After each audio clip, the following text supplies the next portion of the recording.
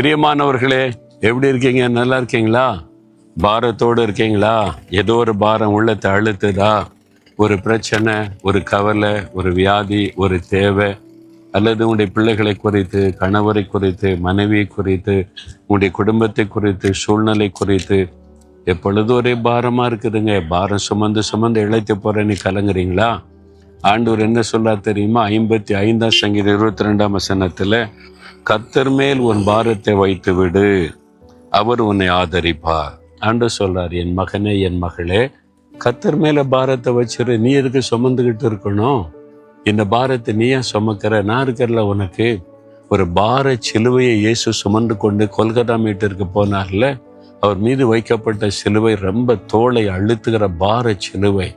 ஒரு மனிதனால் தூக்கி சுமக்க முடியாத அளவுக்கு பாரம் உள்ளது. அதை சுமந்து கொண்டு போனாரே, எதற்காக? நம்முடைய பாரத்தை தன் தோளின் மேல ஏற்று சுமந்து நமக்காக எல்லாவற்றையும் செய்வதற்கு தான் அவர் சிலுவையில நம்முடைய பாரங்களை சுமந்தார். அது ஒரு மரச்சிலுவையின் பாரம் அல்ல, நம்முடைய பாரம். பாவத்தின் பாரம், சாபத்தின் பாரம், வியாதியின் பாரம், நிந்தையின் பாரம், அவமானத்தின் பாரம், நெருக்கத்தின் பாரம், இப்படி நம்மை வேதனைப்படுத்துகிற எத்தனையோ பாரமான காரியம் இருக்குதுல்ல, அதெல்லாம் அவர் சிலுவையில ஏற்றுக்கொண்டார். எதுக்கு தெரியுமா? உங்களுக்காக. பிறகு எதுக்கு நீங்க பாரத்தை சுமக்கணும்?